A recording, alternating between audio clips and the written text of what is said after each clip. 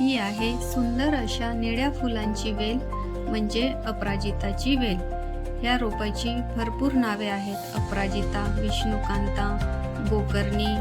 ह्या रोपाची धार्मिक मान्यता पण आहे। याचं निळं फूल श्री विष्णू भगवान, भोलेनाथ आणि माताजीला पण खूप प्रिय आहे। वास्तूमध्ये पण याचं खूप महत्त्व आहे।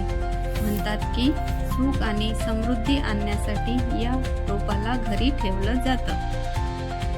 आयुर्वेदामध्ये पण सांगितलं जातं की ह्या रोपाच्या फांद्या, पाने आणि फुले यांच्यापासून आयुर्वेदिक औषधं पण बनवली जातात। वसंत ऋतू आणि पावसाळ्यामध्ये ह्या झाडाची ग्रोथ खूप छान पद्धतीने होते। हिवाळ्याचे डिसेंबर आणि जानेवारी हे 2 महिने सोडले तर वर्षभर खूप छान पद्धतीने ही वेल वाढते आणि वर्षभर फूल देते। जितकी जास्तीत जास्त ऊन ह्या झाडावर पडेल तितकीच जास्तीत जास्त ह्या झाडाची ग्रोथ होणार आणि तितकीच जास्त फुलं पण येणार। जसं की ही एक वेल आहे, त्याच्यामुळे आपण ह्याला सपोर्टच्या साह्याने किंवा मॉस्टिकच्या साह्याने ह्याला वरती वाढण्यासाठी म्हणा किंवा याची वरती छान पद्धतीने ग्रोथ होण्यासाठी याला बिलकुल आजादीच देऊन टाकायची आहे। सीड्सच्या साह्याने पण ही वेल आपण घरीच ग्रो करू शकतो किंवा नर्सरीमध्ये 50 ते 100 रुपयामध्ये पण ही वेल आपल्याला मिळून जाते। ह्या वेलला आपण कमीत कमी 8 ते 10 इंचीच्या पॉटमध्ये लावायला पाहिजे आणि पॉट हा क्लेचा असेल तर खूपच बेटर आहे।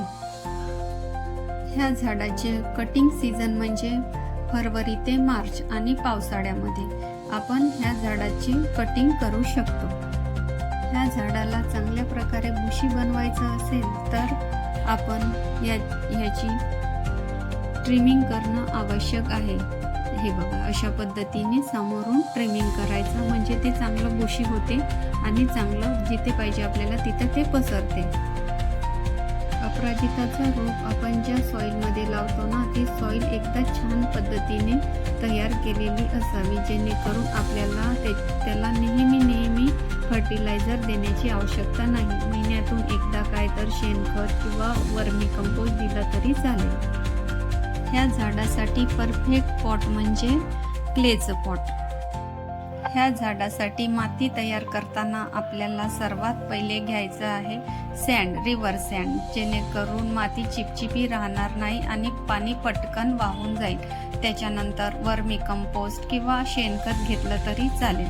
त्याच्यानंतर थोडासा कोकोपीट आणि गार्डन सॉइल आपल्याला इझिली कुठेही नर्सरीमध्ये वगैरे पण अवेलेबल होऊन जाईल। गार्डन सॉइल थोडीशी जास्त घ्यायची आहे आणि थोडासा फंगीसाइड घ्यायची आहे, जेणेकरून मातीला कीड लागणार नाही, आणि थोडासा नीम पावडर। हे असं परफेक्ट मिश्रण बनवून घ्यायचं आणि ह्याच्यामध्ये आपलं अपराजिताचं रोप लावायचं।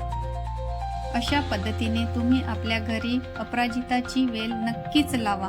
भेटूया पुढच्या व्हिडिओमध्ये, तोपर्यंत स्टे हॅपी, स्टे हेल्दी।